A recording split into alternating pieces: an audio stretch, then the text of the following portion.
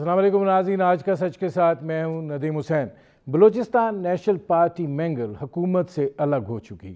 ان کی علیحدگی کے بعد سیاست میں ایک ہلچل جو ہے وہ پیدا ہوئی ہے، اور ظاہر ہے حکومت کے اوپر ایک دباؤ آیا ہے۔ ان کے اتحادی تھے اور اسمبلی کے اندر ایک سیاسی قوت جو ہے وہ رکھتے ہیں۔ اس کے بعد چیئرمین سینٹ جو ہیں صادق سنجرانی صاحب، انہوں نے بی این پی مینگل کے سربراہ سردار اختر مینگل سے ملاقات کی۔ اس کے بعد حکومت جو ہے اس نے بھی رابطہ کیا، ملاقات کی، اور ظاہر ہے کہ پھر مولانا فضل الرحمان صاحب جو ہیں وہ بھی اختر مینگل صاحب سے ملے۔ اختر مینگل صاحب کی شکایات اور شکوہ اپنی جگہ کے اوپر موجود ہے کہ انہوں نے جو مطالبات حکومت کے سامنے رکھے تھے اور حکومت کے ساتھ اتحاد کا محرک اور سبب بنے تھے، حکومت نے اس پر عمل درآمد نہیں کیا۔ انہوں نے 2 سال تک انتظار کیا، حکومت کا دروازہ کھٹکھٹاتے رہے، لیکن کوئی سنوائی جو ہے وہ نہیں ہوئی ہے۔ اور اب یہ اختر مینگل صاحب کا فیصلہ نہیں ہے، ظاہر ہے ان کی پارٹی کی سینٹرل ایگزیکٹو کمیٹی کا فیصلہ ہے، اور سردار اختر مینگل جو ہیں وہ جس جمہوری عمل کے داعی ہیں، جب ان کی پارٹی نے فیصلہ کر دیا ہے تو ظاہر ہے کہ اس کے اندر پھر ان کی ذاتی فیصلہ جو ہے وہ نفی ہو جاتی ہے۔ لہٰذا یہ کہہ دینا کہ اس میں اختر مینگل صاحب کی حکومت کے ساتھ واپسی جو ہے وہ کوئی آسان مرحلہ ہے دکھائی نہیں دیتا۔ لیکن اس علیحدگی کے نتیجے میں سردار اختر مینگل صاحب جو ہیں کیا وہ اپنے مطالبات کے حل سے کوئی پیش رفت ہو سکتی ہے؟ کیا اپوزیشن جو ہے وہ کوئی تحریک پکڑ سکتی ہے؟ کیا اپوزیشن جو ہے جس طریقے کا کردار ادا کر رہی ہے، اور ظاہر ہے کہ ان کو اپنی اپنی قیادتوں کی فکر لاحق ہے، اس میں کوئی ایسا عوامی رنگ آ سکتا ہے کہ حکومت کے اوپر جو ہے وہ دباؤ بڑھایا جا سکے؟ سردار اختر مینگل صاحب کیا سمجھتے ہیں کہ معاملات جو ہیں وہ کسی اور طرف جا رہے ہیں؟ کیا کوئی قومی حکومت کی تشکیل جو ہے اس کی ایک دفعہ پھر بازگشت جو ہے وہ سنائی دے رہی ہے؟ بنیادی طور پر یہ صورتحال ہے جس پر کریں گے بات میرے آج کے مہمان بلوچستان نیشنل پارٹی مینگل کے سربراہ سردار اختر مینگل صاحب۔ سردار صاحب، آپ سے پہلا سوال تو یہ ہے کہ ظاہر ہے حکومت نے آپ سے رابطہ کیا ہے، آپ کی ان سے جو بات چیت ہوئی ہے اس میں آپ کو کوئی سنجیدگی دکھائی دی ہے کہ وہ آپ کی علیحدگی کے دباؤ کو محسوس کرتے ہوئے ان کی جانب سے جو تاخیر ہوئی ہے اس پہ کوئی ان کو احساس ہے اور وہ اس کا ازالہ کرنے کے لیے تیار ہیں؟ شکریہ ندیم صاحب۔ دیکھیں، 2 سال میں اگر احساس نہیں ہوا ہے تو ہمیں حکومت چھوڑے ہوئے مشکل سے میرے خیال میں 3-4 دن ہی ہوئے ہیں، تو یہ امید رکھنا کہ 2 سال کے احساس کے مقابلے میں 4 دن میں جو احساس زیادہ ہوا۔ ہاں، انسان کی اپنی ضرورتیں ہیں، جب ان کی ضرورتیں اپنے عروج پر پہنچ جاتی ہیں تو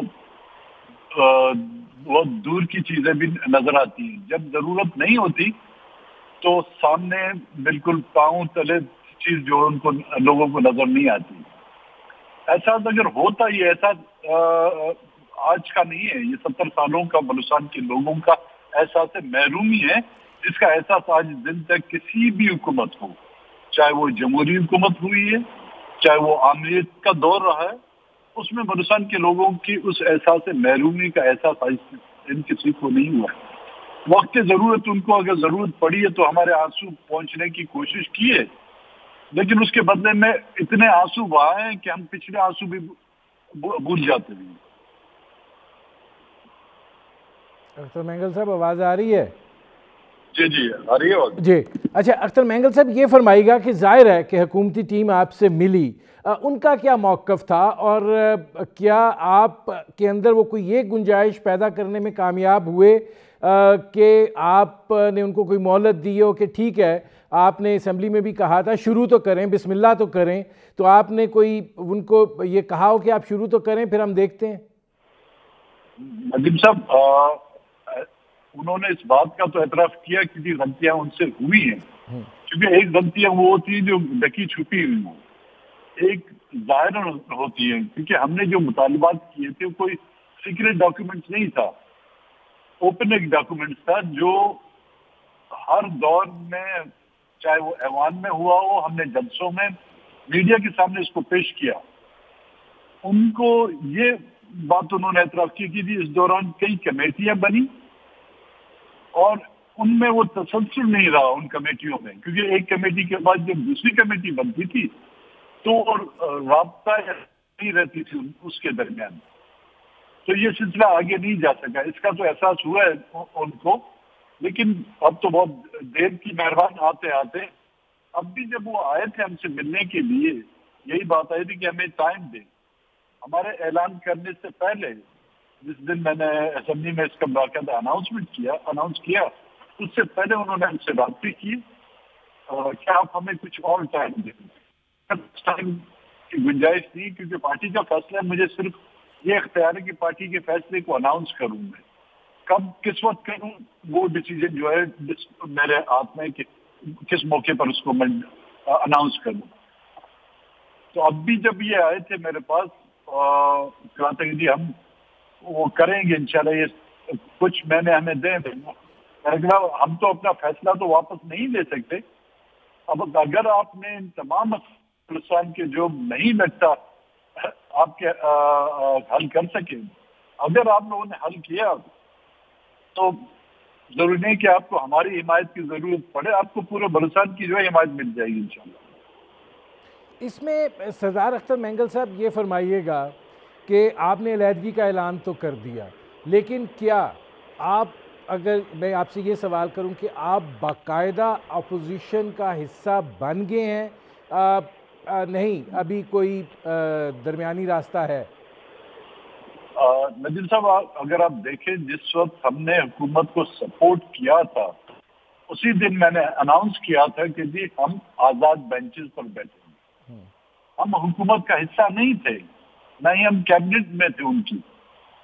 ان کو جب ہمارے ووٹ کی ضرورت ہوتی تھی تو ہم ان کو ووٹ دیتے، چاہے وہ پرائم منسٹر کا ووٹ ہوا ہے، اسپیکر، ڈپٹی اسپیکر، آپ کے پریزیڈنٹ، اور یہاں تک کہ 2019 کے بجٹ میں ان کو جو ووٹ کی ضرورت تھی وہ ہم نے ان کو دیے، لیکن ہم بیٹھے تھے آزاد بینچز پر، اور اس آزاد بینچز پر بیٹھے ہوئے میرے خیال میں آپ نے خود دیکھا ہوگا ہمارا رویہ حکومت کے ساتھ، اگر حکومت کے اتحادی ہم کہلاتے تھے، لیکن ناانصافیوں اگر اپوزیشن کے ساتھ ہوتی تو ہم ان کے ساتھ بھی کھڑے ہوتے تھے۔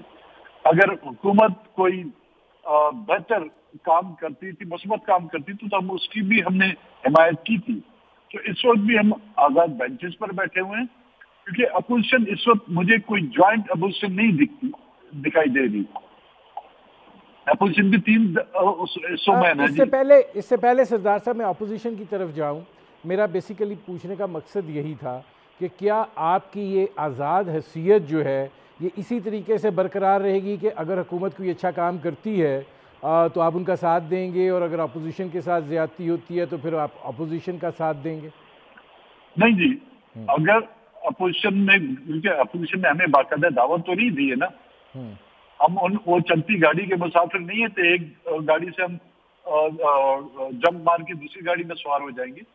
اپوزیشن اگر ہمیں دعوت دینا چاہتی ہے تو آ کے ہم سے بات کرے، اور ان کے سامنے بھی ہم دیکھیں، ہمارا مسئلہ نہ حکومت بچانا ہے نہ حکومت گرانا ہے، ہمارے لیے سب سے اہم مسائل یا ہمارے کنسرن جو ہیں وہ بلوچستان کے ایشوز ہیں۔ کیا اپوزیشن ہمارے ان مطالبات کو یا بلوچستان میں ہونے والی زیادتیوں کو اپنی فہرست کی جو ٹاپ لسٹ میں رکھنا چاہتی ہے، نہیں چاہتی؟ کیا اپوزیشن بلوچستان کے ان مسائل کو پاکستان کا مسئلہ سمجھتی ہے، نہیں سمجھتی؟ اگر ان کو یہ مسئلہ سمجھتی ہے تو کل کیا کوئی تحریک بھی اگر چلتی ہے تو اس تحریک میں بلوچستان کے ان مسئلوں کے لیے بھی تحریک چلی جائے گی، یا اقتدار کے حصول کے لیے یا صرف نئے الیکشن کے لیے تحریک چلائی جائے گی؟ اچھا اختر مینگل صاحب یہ فرمائیے گا، چونکہ بجٹ اجلاس ہے اور ظاہر ہے بجٹ نے منظور بھی ہونا ہے، آپ کا ووٹ کس طرف رہے گا؟ اس وقت تو ہمارا ووٹ ظاہر حکومت کی طرف تو ختم نہیں رہے گا، کیونکہ بجٹ بنانے میں اگر ندیم صاحب اتحادیوں کے کچھ پیرامیٹرز ہوتے ہیں، اصول ہوتے ہیں، اور نہ صرف بجٹ بنانے وقت جو بھی میجر ڈیسیجن، چاہے وہ پولیٹیکل ہو چاہے وہ معاشی پروگرام ہو، اس کے لیے آپ کو اپنی اتحادیوں کو ساتھ لینا پڑتا ہے، ان کو اعتماد میں لینا پڑتا ہے. لیکن بدقسمتی سے اس حکومت نے کسی بھی اتحادی کو، میں اپنی بات نہیں کروں گا، کسی بھی اتحادی کو شاید ہی ان میجر مسائل پر جو اپنے اعتماد میں لینے کی کوشش کی ہو. اس میں اختر مینگل صاحب یہ فرمائیے گا کہ آپ کو کیا 2 سالہ اتحاد میں کیا دکھائی دیا؟ حکومت کے اندر سنجیدگی کی کمی ہے، حکومت کے اندر اہلیت کی کمی ہے، حکومت کے اندر سیاسی وزڈم کی کمی ہے، مسئلہ آپ کو کہاں پہ دکھائی دیا؟ ندیم صاحب، میرے خیال میں حکومت کو جو ہے نا ابھی 2 سال اور نیٹ پریکٹس کی ضرورت ہے. نہیں، آپ یہ کہنا چاہ رہے ہیں کہ حکومت جو ہے وہ سیاسی بالغ النظری سے آری ہے؟ کیونکہ ان میں چند لوگ ہیں جو پولیٹیکل ہیں، لیکن اکثر لوگ ہم دیکھ رہے ہیں کہ حکومت میں وہ سیاست کو سنجیدگی سے نہیں دیکھتے. وہ ابھی تک سیاست کے جو ہے نا الف بے سے بھی واقف نہیں ہیں، اور وہ یہ سمجھتے ہیں کہ ابھی تو جو کا میدان ہے وہ بال جو ہے دوسری بال جو باؤنسر پھینکیں گے، چھٹی بال پر جو وہ چھکا مارنے کی کوشش کریں گے. سیاست میں اور کرکٹ میں زمین آسمان کا فرق ہوتا ہے. اچھا، اس میں اختر مینگل صاحب یہ فرمائیے گا کہ ظاہر حکومتی ٹیم آپ سے ملی، آپ نے کیا آپ کا کیا رد عمل تھا، اور آپ سمجھتے ہیں کہ آگے مستقبل میں حکومت کے ساتھ مزید مذاکراتی عمل جو ہے وہ چل سکتا ہے کہ نہیں؟ آپ نے کچھ ان کے ساتھ دو ٹوک موقف اختیار کیا ہے؟ ندیم صاحب، دو ممالکوں کے درمیان اگر جنگیں بھی ہوتی ہیں تو اس کا حل جو ہے نا وہ مذاکرات کے ذریعے سے کرتے ہیں. ہمیشہ ڈائلاگ، اور ہم تو رہے سیاسی لوگ، پولیٹیکل لوگ ہیں، ہم نے مذاکرات کے دروازے بند نہیں کیے، لیکن مذاکرات تب ہوں جب وہ ان مذاکرات سے پہلے جو ایگریمنٹ سائن ہوتے ہیں اس کے ٹھوس مثبت اس پر عمل درآمد کرا کے لے آئے. صرف یہ کہنا کہ جنہیں یقین دہانی کرانا کہ ہم آپ کو یقین دلاتے ہیں، ہم نے ان کے لیے ان کے سامنے یہ واضح کر دیا ہے کہ اب یقین دہانی سے بات بہت آگے جا چکی ہے. اچھا، اس میں اختر مینگل صاحب یہ فرمائیے گا کہ آپ کی مولانا فضل الرحمان صاحب سے بھی ملاقات ہوئی.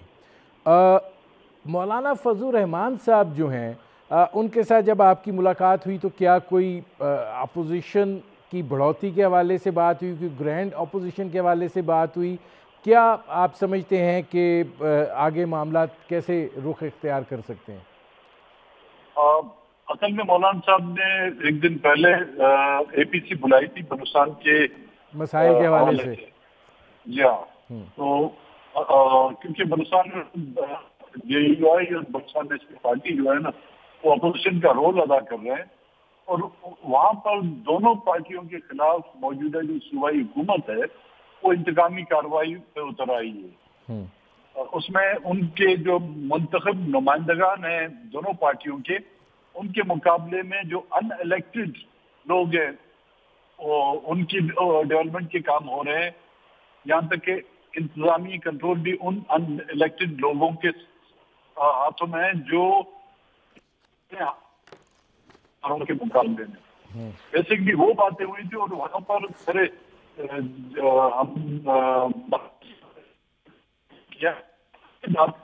بیسٹ آئی، اور اس پر میں نے بھی یہ زور دیا کہ آپ اپوزیشن کو پہلے اکٹھا کریں، کیونکہ اس وقت تو اپوزیشن جو ہے تقسیم دکھائی دے رہی ہے، اور اگر اپوزیشن کوئی تحریک چلاتی ہے چاہے وہ ہاؤس کے اندر ہے یا ہاؤس کے باہر بھی ہے تو تب تک کامیاب نہیں ہوگی جب تک ان میں یکسانیت نہ ہوگی. اچھا، اس میں اختر مینگل صاحب یہ فرمائیے گا کہ آپ کیا سمجھتے ہیں کہ اس وقت جو حالات ہیں اور پارلیمنٹ کے اندر بھی جو معاملات ہیں، اس اپوزیشن کے ساتھ حکومت جو ہے اس کو کوئی ٹف ٹائم دیا جا سکتا ہے؟ کیونکہ ایسے دکھائی دیتا ہے کہ جیسے جس طرح حکومت جو ہے وہ عوامی معاملات سے دور ہے، اپوزیشن بھی عوامی مسائل کے حوالے سے اتنے ہی فاصلے پر کھڑی دکھائی دیتی ہے؟ جی اختر مینگل صاحب آواز آ رہی ہے؟ جی آپ کی آواز کٹی، خیر سوال تو آپ نے سن لیا۔ اس میں کوئی شک نہیں کہ جی دونوں اطراف اگر دیکھا جائے، جو عوام جن معاملات میں ابھی گری ہوئی ہے، چاہے وہ مہنگائی ہو، چاہے آپ کے وبا کی صورت میں ہو، چاہے دوسرے معاشی مسائل ہیں، اس کی طرف شاید توجہ کم ہے۔ حکومت کو کس طرح چلایا جائے انہی کا لگی ہوئی ہے۔ اگر اپوزیشن جو جنرل عوام کے جو پرابلمز ہیں ان ایشوز کو اٹھا کر آگے اس میں حکومت کو جو ہے بہت ٹف ٹائم دے سکتی ہے۔ لیکن اس میں اختر مینگل صاحب یہ فرمائیے گا کہ آپ کو کوئی ایسی بازگشت دکھائی دیتی ہے، سنائی دیتی ہے کہ جو قومی حکومت کے حوالے سے ہو؟ نہیں جی، اس طرح کی کوئی ہمیں پتہ نہیں کیوں لوگوں کو یہ گمان آ رہا ہے کہ ہماری حکومت سے نکلتے ہی ایک قومی حکومت یا مڈ ٹرم الیکشن کی طرف جائے گا، کیونکہ ہم جن مقاصد کے لیے ہم نے اس حکومت کو جوائن کیا تھا وہ انہی 6 نکات پر ہیں، اور ہم نے جن مقاصد کے حل نہ ہونے پر ان کو چھوڑا تھا وہ تمام کے تمام ان 6 نکات میں ہیں۔ اچھا، اس میں اختر مینگل صاحب یہ فرمائیے گا کہ صادق سنجرانی صاحب بھی آپ سے ملے تھے، یہ بلوچستان کے مسائل کے حوالے سے آپ کی ملاقات تھی یا حکومت اور آپ کے درمیان وہ کوئی برج کا رول ادا کرنا چاہ رہے تھے؟ کیونکہ شاید حکومت ہم ان سے ناراض تھے تو صادق سنجرانی صاحب آئے تھے کہ اگر وہ بات کرنا چاہیں تو میں نے کہا بالکل آئیں بات کریں۔ ہم نے کوئی وہ شاید حکومتی اراکین یہ سمجھ رہے تھے جس انداز سے میں نے ناراضگی کا اظہار کیا، نہ جانے میں ان سے پھر بات کروں نہ کروں، تو میں نے واضح کر دیا کہ بالکل ہم سیاسی لوگ ہیں، ہم اپنا مدعا جو ان کے سامنے رکھنا چاہتے ہیں آپ کے سامنے بھی رکھ سکتے ہیں، جن کو بات کرنی ہے بالکل آئیں بات کریں ان سے۔ ٹھیک۔ اچھا اختر مینگل صاحب یہ فرمائیے گا کہ ظاہر ہے آپ کے 6 نکات جو ہیں وہ اپنی جگہ کے اوپر موجود ہیں، کچھ چیزوں پر مسائل ہو سکتے ہیں، لیکن پانی کے حوالے سے، افغان مہاجرین کے حوالے سے، کوٹے کے حوالے سے، نیشنل آپ کو حکومت نے کوئی ترجیحات سے ہی آگاہ کیا نہیں کیا؟ اب آپ کا آئندہ کا لائحہ عمل کیا ہوگا؟ دیکھیے جہاں تک ترجیحات کا مسئلہ ہے، ہم نے تو ان کو لسٹ دے دی ہوئی ہے، ان کی ذمہ داری بنتی تھی کہ ہمیں کہیں جی یہ کام ہو سکتا ہے یا یہ کام نہیں ہو سکتا روز اول، لیکن انہوں نے پہلے ہی دن نہ کہ صرف ان 6 نکات کو بلکہ صدارتی الیکشن کے وقت میں بلوچستان کی ڈیولپمنٹ کے حوالے سے جو 9 نکات ہیں ان پر ہی سائن کیا۔ اور اگر معاہدات کو دیکھا جائے اس میں کوئی ایسا مسئلہ نہیں ہے جو غیر قانونی ہو، غیر آئینی ہو۔ ہاں، ان میں ایسے مسائل ہیں جن کو غیر قانونی طور پر لوگوں کو گھروں سے جو غائب کیا گیا ہے، اور ہم نے نیشنل ایکشن پروگرام کے تحت جو ایکٹ انہوں نے خود حکومتوں نے بنایا، پچھلی حکومت نے، ہم تو ان مسائل کو ایک قانونی دائرے میں لا کے اس کو حل کرنا چاہتے تھے۔ اور اگر ہم نے 6% کوٹے پر عمل کا کہا ہے، یہ بھی ملک کے آئین کے سر میں مانگا ہے، ہم نے نہیں کہا کہ ہمیں 60% کوٹا دیا جائے۔ اور جہاں تک بلوچستان کی ڈیولپمنٹ کا تعلق ہے، اس میں میرے خیال میں کوئی شک کی گنجائش نہیں، بلوچستان غربت کی لکیر سے سب سے نیچے اور دوسرے صوبوں کو برابر کرنے کے لیے جو ہے جو ہر دور حکومت کرنے چاہیے تھی۔ ٹھیک ہے، بہت شکریہ سردار اختر مینگل صاحب۔ ناظرین، یہ تھے بلوچستان نیشنل پارٹی مینگل کے سربراہ اختر مینگل صاحب، آپ نے ان کی گفتگو سنی۔ وقت ہوا ہے ایک مختصر سے کمرشل بریک کا، ملتے ہیں اس وقفے کے بعد۔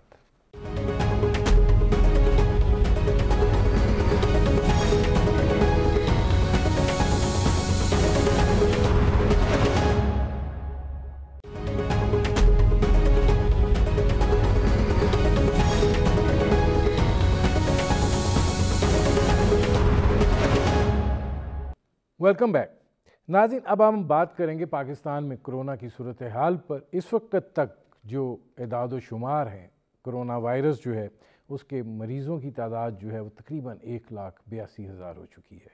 जो अमवात हुई हैं वो 3,700 के लगभग जो हैं वो अमवात हो चुकी हैं। और ज़ाहिर है कि जिस फैलाव की बात की जा रही थी उस फैलाव की जानिब ये सफ़र तो जारी है, क्योंकि ये इस वक्त के जो हालात हैं इनके बारे में ये कहा गया था कि ये पीक आनी है। और ज़ाहिर है ईद से पहले जो सूरत हाल दरपेश हुई थी अब उसके असरात जो है वो बड़े वाज़ेह तौर पर सामने आ रहे हैं। हुकूमत जो है वो स्मार्ट लॉकडाउन की तरफ जा रही है और वो हॉट स्पॉट्स जहाँ पे ज़्यादा केसेस आ रहे हैं उनको बंद किया जा रहा है। और ये बात कही जा रही है कि उसके कुछ मिले जुले रुझान जो हैं वो सामने आ रहे हैं। कहीं पर केसेस की तादाद में कमी वाक़या हुई है और कहीं पर उल्टा वो तादाद जो है वो बढ़ गई है। इसके साथ साथ एक अजीब सूरत हाल और भी दरपेश है, और वो ये कि पाकिस्तान में जो कोरोना के इलाज के लिए अगर इंजेक्शन है तो वो लाखों में पहुंच गया है, प्लाज्मा है तो वो लाखों में पहुंच गया है, इसी तरीके से दवाई है तो वो गायब हो गई है और उसकी कीमत भी बढ़ती चली जा रही है। अब हालात और वाक़यात जो हैं वो बुनियादी तौर पर अगर हम मुस्तकबिल की तरफ देखते हैं तो ये केसेस जो हैं ये मज़ीद बढ़ेंगे या इनमें जो इंतहा थी अब हम उस इंतहा पर पहुंच चुके हैं और ये अब कमी की तरफ जाएंगे। हमने इस सारे 3-4 महीने के अरसे में क्या सबक सीखा है कि हम मेडिकेशन के साथ साथ वो क्या चीज़ें जो हैं वो इख्तियार कर सकते हैं कि जिससे सूरत हाल जो है वो बेहतर हो सके। क्योंकि ये बात सामने आई है कि अगर आपकी क़ुव्वत मुदाफ़ियत जो है वो मज़बूत है तो फिर आप इसका मुकाबला जो है वो कर सकते हैं। बुनियादी तौर पर ये वो सूरत हाल है जिस पर करेंगे बात। आपका अपने मेहमानों से तारुफ़ करवाते हैं। हमारे साथ मौजूद हैं डॉक्टर जमाल नासिर साहब, chairman green task force Pakistan के, और हमारे साथ मौजूद हैं डॉक्टर वजाहत बंगई साहब, साबिक डीन रहे पिम्स के। जमाल नासिर साहब, पहला तो मेरा आपसे सवाल यही है कि हम जो हमारी इंतहा है हम वहाँ पे पहुँच चुके हैं कि नहीं, अभी हमें ज़रा और असरात इसके देखने हैं मुज़मिर। बिस्मिल्लाहिर्रहमानिर्रहीम। मेरी जहाँ तक ज़ाती राय है कि हम तकरीबन उस जगह पर पहुँच चुके हैं जिसे पीक कहा जाता है। और इसका इस तरह आप ले सकते हैं कि ठीक है स्मार्ट लॉकडाउन तो हुआ है लेकिन जनरली जो नंबर ऑफ़ पेशेंट है ना उनकी तादाद थोड़ी सी कम होनी शुरू हुई है कुछ 6-7 दिन से, और दूसरा जो तादाद मरने वालों की अफराद की है वो भी थोड़ी सी कम हुई है। तो ये तो जो बात है मैं तो आपको आपके पिछले प्रोग्राम में भी मैंने आपसे कहा था कि आप कहते थे तो मैंने उस वक्त कहा था कि 10 लाख से ज़्यादा है, जिस पर मैं अभी भी कायम हूँ। अब तो मैं कहता हूँ, अब तो मिनिस्टर कहते हैं 10 लाख, इस वक्त आपके मुल्क में अंदर शायद 20 लाख से ज़्यादा भी हों। असल में ज़्यादातर लोग वो हैं जिनको आपने अभी जैसे शुरू में अपने शुरू करते हुए क़ुव्वत मुदाफ़ियत की बात की, तो हमारे बहुत सारे लोग ऐसे हैं जिनकी क़ुव्वत मुदाफ़ियत बहुत अच्छा है, उसकी वजूहात को हम छोड़ देते हैं फ़िलहाल, और उस वजह से उन्हें ना कोई सिम्टम्स आए या अगर आया भी तो हल्का सा नज़ला हुआ, हल्का सा बुखार हुआ और वो ठीक हो गए। अब मैंने एक स्टडी शुरू की जिसमें हमने ये देखा कि भाई जो अब लोग आ रहे हैं जिनको कोई सिम्टम्स नहीं थे, जिनको कोई कोरोना के सिम्टम नहीं थे, उनको बुखार नहीं था, उनकी कोई ट्रैवल की हिस्ट्री नहीं थी, ये हम एक बाकायदा रिसर्च कर रहे हैं, तो हमने उनमें एंटीबॉडी टेस्टिंग की। तो अभी तक मैं कोई 200 लोगों पे कर चुका हूँ, जिसमें मैंने देखा कि 33% लोग ऐसे हैं जिनको एंटीबॉडी डेवलप हो गई। इसका क्या मतलब हुआ? इसका मतलब ये हुआ ये वो लोग हैं जिनमें वायरस दाखिल हुआ, उसने कोई सिम्टम पैदा नहीं किए, उनकी क़ुव्वत मुदाफ़ियत इतनी अच्छी थी कि और उसके बाद वो ठीक हो गए। अगर आप वो तादाद को ढूंढना शुरू कर दें इस मुल्क में तो आपको एक हौसला अफजा चीज़ मिलेगी। वो जो आप घबराहट का शिकार है ना कि 3,700 की जो आपने फ़िगर दी, ये आपकी फ़िगर तकरीबन अब 4 महीने में होने की जा रही है, यानी कि जिसकी तादाद में 30 रोज़ाना लोग अगर आप एवरेज निकालें तो वो कोरोना से मरे हैं। तो ये 30 की एवरेज उस वक्त कुछ भी नहीं बनती जब आप जिस मुल्क में 1000 बच्चा रोज़ डायरिया और नमूनिया से मर जाता हो। सिर्फ मैं एक बात यहाँ, तो इसलिए मेरे हिसाब में यह कि जब आप सारी कैलकुलेशनें करेंगे, जो आप बार बार 1.9% मॉर्टेलिटी रेट यानी कि हर 100 में से कितने लोग मर रहे हैं, तो जब हम एंटीबॉडी टेस्टिंग को जो हुकूमत ने अब शुरू की है, NIH ने भी इस प्रोजेक्ट पे काम शुरू कर दिया है कि उन्होंने रैंडम एंटीबॉडी टेस्टिंग शुरू की है, तो पता ये चलेगा कि ये 1,80,000 नहीं बल्कि 10,80,000 हो चुके हैं, और अल्लाह के फजलो करम से हमारे बहुत सारे लोग ठीक हो चुके हैं। इसमें डॉक्टर वजाहत बंगई साहब ये फरमाइएगा कि आप क्या समझते हैं کہ پاکستان کے اندر یہ جو صورتحال ہے جس کے نتیجے میں حکومت جو ہے وہ اتنی زیادہ فکر مند نہیں دکھائی دی اور وزیر اعظم جو ہیں وہ مخالف بھی رہے لاک ڈاؤن کے، گو کہ اب یہ سلسلہ جو ہے وہ شروع کیا گیا ہے سمارٹ لاک ڈاؤن کا، آپ سمجھتے ہیں کہ قوت مدافعت جو ہے یہاں پر اس نے ایک رول ادا کیا ہے؟ جی ہاں، میرا خیال ہے کہ اس نے ضرور ادا کیا ہے۔ میں بہت پہلے سے بھی اس کا ذکر کر چکا ہوں اپنے پرانے پروگرامز میں بھی کہ ہمارے یہاں نیچرل جو قوت مدافعت ویسے بھی تھی، اور یہ جو ہم اس وقت اسٹیٹسٹکس دے رہے ہیں کہ کتنے لوگ کرونا سے متاثر ہوئے اور کتنے نہیں ہوئے، یہ میں خیال یہ کوئی ریئل فگرز نہیں ہیں۔ میں ایگری کرتا ہوں جمال ناصر صاحب سے کہ یہ کافی زیادہ بڑی فگر ہے جو ہم اس کو ڈھونڈ نہیں پائے۔ اس کی وجہ یہ تھی کہ کافی لوگوں کو ہوا اور وہ پھر ٹھیک بھی ہو گئے، بعض لوگوں کو ہوا اور کچھ بھی نہیں ہوا ان کو۔ لیکن میں اس پہ یقین رکھتا ہوں کہ اگر اینٹی باڈی ٹیسٹنگ ذرا ریگولرلی کرائی جائے اور ذرا زیادہ مقدار میں کرائی جائے تو پتہ چل جائے گا کہ کافی لوگوں میں اینٹی باڈیز پروڈیوس ہوئیں۔ اس کا مطلب ہے کہ ان کو کرونا ہوا اور ان کو پتہ بھی نہیں چلا۔ تو اس لیے یہ میں خود بھی اس وقت تلاش میں کوئی میرا اینٹی باڈی ٹیسٹ کر لے، جمال ناصر صاحب سے کہوں گا کہ مجھے کوئی انتظام کر لے میرے لیے بھی، کہ میں بھی دیکھوں کہ ہو سکتا ہے کہ مجھے بھی ہوا اور مجھے پتہ نہ چلا ہو۔ لیکن یہ حقیقت ہے کہ ایک نیچرل پروسیس بھی اللہ تعالیٰ کی طرف سے ہوتا ہے کہ جس میں کہ قوت مدافعت انسان کی بڑھ جاتی ہے۔ کچھ ہماری خوراک بھی ہے جس میں قوت مدافعت بہت اچھی بہت زیادہ بڑھنے کے چانسز ہیں، کیونکہ ہر چیز بڑی فریش ہے یہاں پاکستان میں۔ تو میرا اپنا یہ خیال ہے کہ ہم اس وقت پیک کے قریب پہنچ گئے ہیں، اور میرا اپنا یہ خیال ہے کہ اب آہستہ آہستہ پلیٹو شروع ہو جائے گا۔ مجھے پوری امید ہے کہ انشاءاللہ ہم اس وبا سے جلد نجات پا لیں گے۔ اچھا، اس میں جمال ناصر صاحب یہ فرمائیے گا کہ ڈاکٹر وجاد صاحب بھی کہہ رہے ہیں کہ ہم پیک پر پہنچ گئے ہیں۔ اگر یہ صورتحال جو ہے کہ ہماری پیک یہ ہے، تو آپ کو کیا دکھائی دے رہا ہے مڈ جولائی اور جولائی کے اینڈ تک ہم اس میں سے نکل جائیں گے؟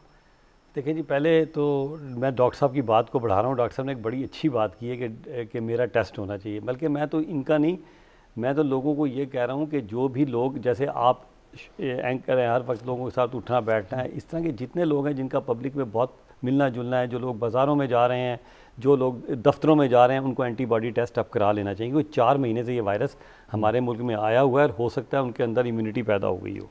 دوسرا آپ کیا پوچھ رہے تھے میرے سے؟ کہ میں یہ اب آپ سے پوچھ رہا تھا کہ مڈ جولائی، دیکھیں یہ تو دنیا بڑا مشکل ہے، کوئی بھی کچھ نہیں کہہ پا رہا کیونکہ وائرس نیا ہے، لیکن مجھے پوری امید ہے اللہ کی ذات سے کہ 15 جولائی کے بعد الحمدللہ یہ کم ہونا شروع ہو جائے گا۔ اور یہ کب ختم ہوگا؟ ختم میں نہیں سمجھتا کہ یہ ختم ہوگا اب کبھی بھی۔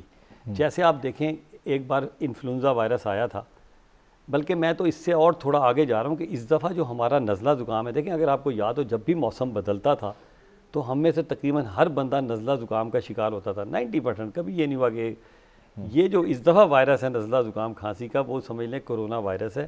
اگر آپ یہ سمجھتے ہیں کہ یہ بالکل ختم ہو جائے گا تو شاید وہ تو نہ ہو، کیونکہ جیسے انفلوئنزا وائرس ہے یا دوسرے اور آپ کے سارس ہیں، دوسرے نزلہ زکام کے وائرس ہیں 4 اور طرح کے، تو یہ ختم تو کم تو ہو جائے گا، لیکن یہ ضرور ہے کہ آہستہ آہستہ کیونکہ لوگوں کی امیونٹی بہتر ہوتی جائے گی، کیونکہ جب ایک چیز لیکن ڈاکٹر صاحب یہ بھی تو دیکھیں نا کہ جو آپ کے بزرگ ہیں متاثر وہ ہو رہے ہیں سر، یہ اور جان تو جان ہے، مطلب سر یہ پہلی باری نہیں ہو رہا۔ مجھے یاد ہے 2017 میں بھی ایک وائرس آیا تھا، کیونکہ اس وقت بھی جتنے بزرگ تھے نا 80 سال 70 سال 65 سال، اور خاص طور پہ جنہیں کوئی بیماریاں تھیں، یقین کریں بہت بڑی تعداد میں مری۔ یہ میں نے اسٹڈی کی کیونکہ میرے اپنے والد صاحب اس میں جو ہے نا اسی میں ہوئے، ان کو نزلہ زکام کھانسا ہوا نمونیا، تو پھر میں نے اس وقت یہ اسٹڈی کی، لیکن بدقسمتی سے اس وقت یہ وائرس شاید امریکہ اور یورپ میں کیونکہ نہیں تھا تو اتنی شور نہیں مچا۔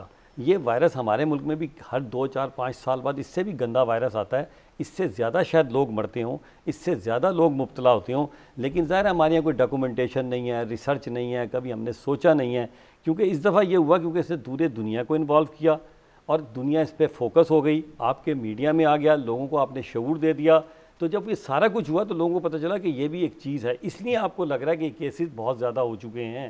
ادروائز جو ہے یہ الحمدللہ دن بہ دن یہ میرا خیال ہے ختم کا لفظ میں پھر بھی وجاہت بنگی صاحب یہ فرمائیے گا کہ ظاہر ہے جمال ناصر صاحب بھی کہہ رہے ہیں کہ کمی کی طرف جا رہا ہے، آپ بھی اس چیز کو کہہ رہے ہیں، لیکن آپ یہ سمجھتے ہیں کہ ہم اس وقت ریڈ لائن پر کھڑے ہیں اور اس کے نتائج جو ہیں، کیونکہ دیکھیے 100 کی ایوریج تو بن رہی ہے پچھلے 10 دنوں سے اموات کی؟ دیکھیں جی، میں اس چیز میں بلیو کرتا ہوں کہ جب بھی کوئی بیماری آتی ہے تو ٹھیک ہے، ہماری طرف سے ٹی وی کی طرف سے بھی کافی ہدایات دی جا رہی ہیں، ہمارے رنگ ٹون میں بھی آ رہی ہے کہ بھئی احتیاط کریں، ہاتھ دھوئیں، آپ ماسک پہنیں۔ ماسک بہت امپورٹنٹ چیز ہے کہ آپ کے 95% چانسز آپ کے کم ہو جاتے ہیں، لیکن میں اس چیز سے اگری کرتا ہوں کہ بیماریاں مکمل طور پہ کبھی بھی ختم نہیں ہوتی، یہ رہتی ہیں کسی نہ کسی صورت میں، لیکن وہ زور نہیں رہتا جو پہلے ہوتا ہے ان میں۔ تو ایسا ایسا یہ ہرڈ امیونٹی بھی بننی شروع ہو جاتی ہے جو 1-2 سال میں بنتی ہے، اور وہ بھی ایسا ایسا کر کے پھر امیونائزیشن خود ہی قدرتاً بن جاتی ہے انسان کے اندر بھی۔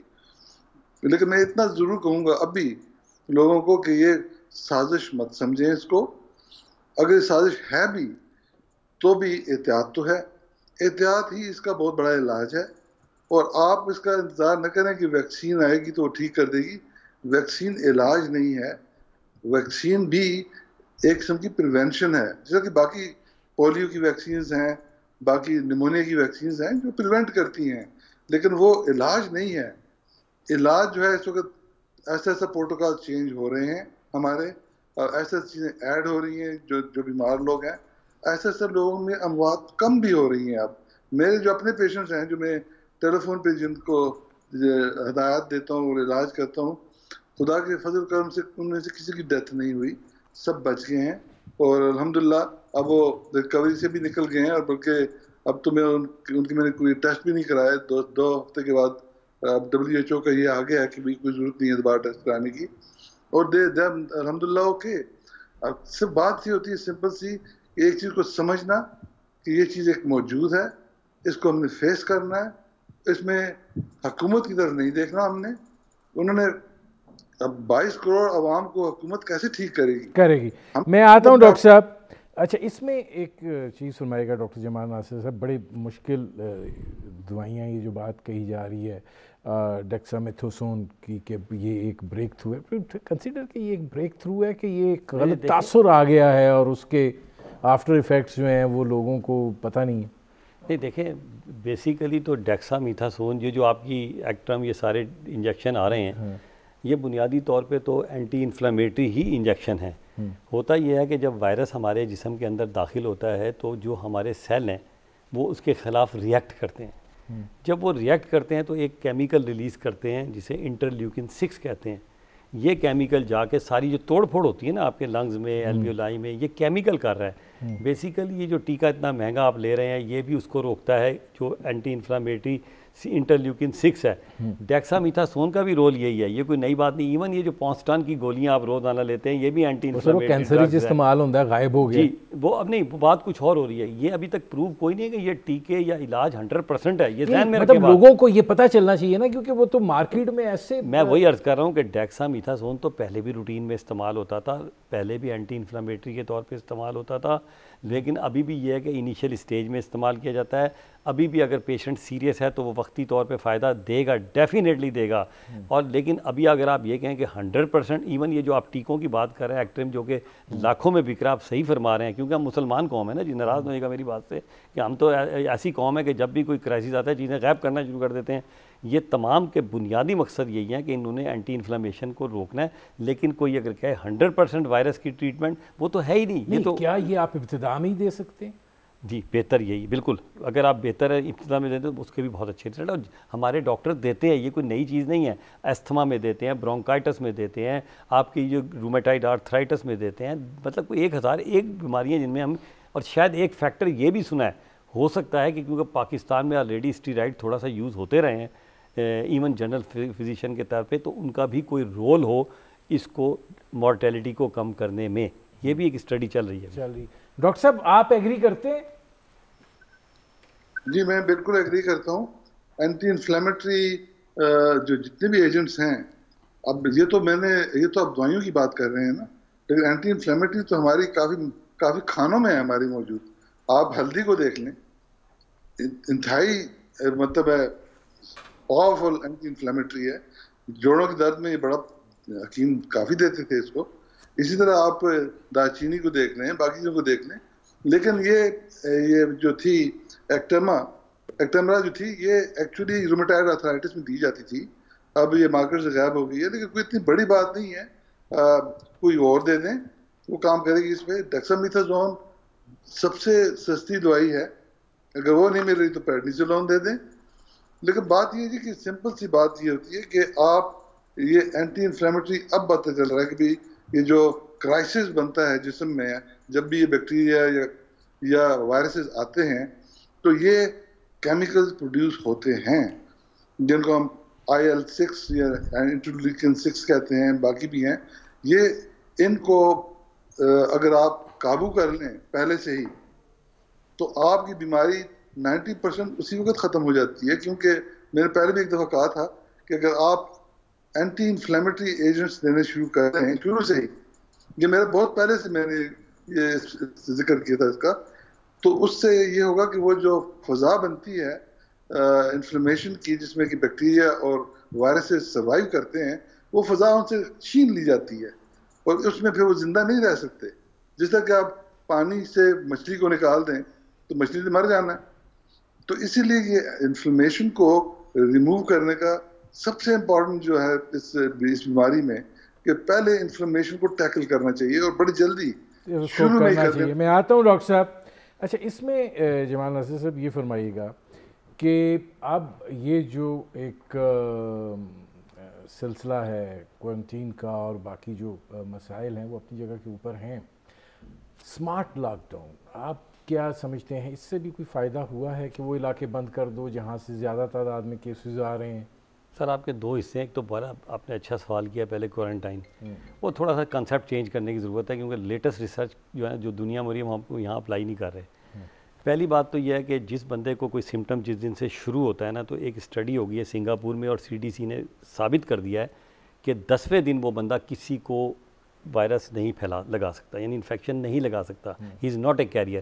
اس کا انفیکشس وہ 0 پہ آ جاتا ہے ریٹ کہ وہ دوسروں کو لگا سکے. اب باہر کے ملکوں میں جو انہوں نے سلسلہ شروع کیا ہے، انگلینڈ وغیرہ خاص طور پہ، جیسے ابھی ڈاکٹر صاحب بنگئی صاحب بھی بتا رہے تھے کہ 14ویں دن انہوں نے کہا ہے کہ لوگوں کو کام پہ چلے جاؤ. وہ PCR وغیرہ نہیں کروا رہے، وہ ٹیسٹ وغیرہ نہیں کروا رہے. انہوں نے بڑا اچھا سلسلہ شروع کیا ہے. انہوں نے کہا 14 دن کام پہ جاؤ کیونکہ وائرس کے چانس دوسروں کو لگنے کے بالکل نہیں ہوتے.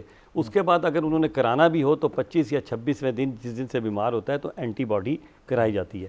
دوسرا دیکھیں اسمارٹ لاک ڈاؤن نا، یہ سعودی عرب میں بھی فیل ہو گیا، یہ دنیا میں فیل ہو گیا. اب تو میں اسمارٹ لاک ڈاؤن کے بھی خلاف اس لیے آ گیا ہوں کہ اسمارٹ لاک ڈاؤن جو ہے جب آپ ان کو پھر کھولیں گے نا، جتنا آپ اس کو بند کریں گے نا اب اتنا یہ اس سے زیادہ تعداد میں جو ہے نا یہ پھیلنے کی کوشش کرے گا. یہ اس کی بنیادی فلسفہ ہے.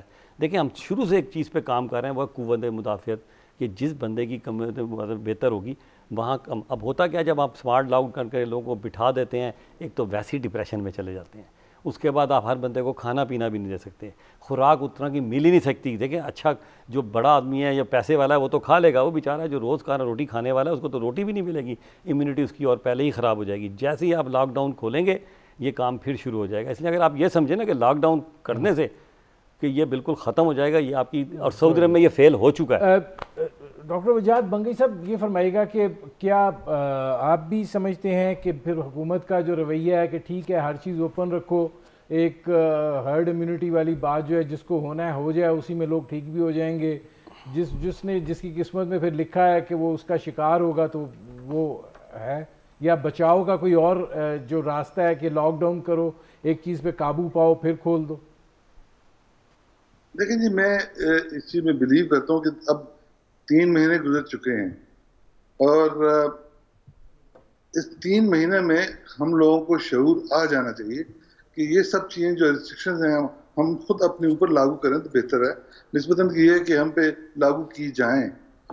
میں یہ پسند کرتا ہوں اس چیز کو کہ ظاہر ہے آپ کسی کو زکام لگا ہوا ہے تو ایک نیچرل سی بات ہے آپ اس کے قریب نہیں جاتے کیونکہ آپ کو پتہ ہے کہ آپ جب اس کے قریب جائیں گے تو آپ کو زکام لگے گا. اس لیے اب اس صورتحال میں جب کہ یہ بیماری پھیلی ہوئی ہے اور یہ بھی ایک وائرل بیماری ہے. تو اس میں خود ہی ہمیں شعور ہونا چاہیے کہ ہمیں ذرا فاصلہ رکھیں.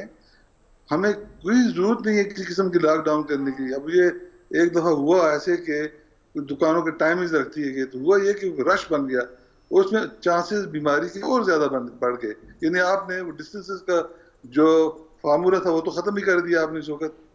میں تو یہ چاہتا ہوں کہ لاک ڈاؤن وغیرہ کو ختم کر دینا چاہیے اور لوگوں کو خود شعور ہونا چاہیے. میرا خیال ہے شعور تو آپ بھی گیا, اب لوگ کافی جو ہے ان کو پتہ چل گیا اس چیز کا کہ ماسک پہننا ہی ہے, ماسک بہت ضروری ہے, اور بہت زیادہ رش میں نہ جائیں, یہ ضروری ہے. ہم خود از بحیثیت ایک قوم کے ہمیں ڈسپلن لانا پڑے گا. میرے پروگرام کا وقت ختم ہو رہا ہے. بہت شکریہ ڈاکٹر اجاد بنگئی صاحب, بہت شکریہ ڈاکٹر جمال ناصر صاحب. ناظرین, آپ نے ہمارے پینل کے شرکاء کی گفتگو سنی. اب تک کے لیے اتنا ہی, اجازت دیجیے. اللہ حافظ.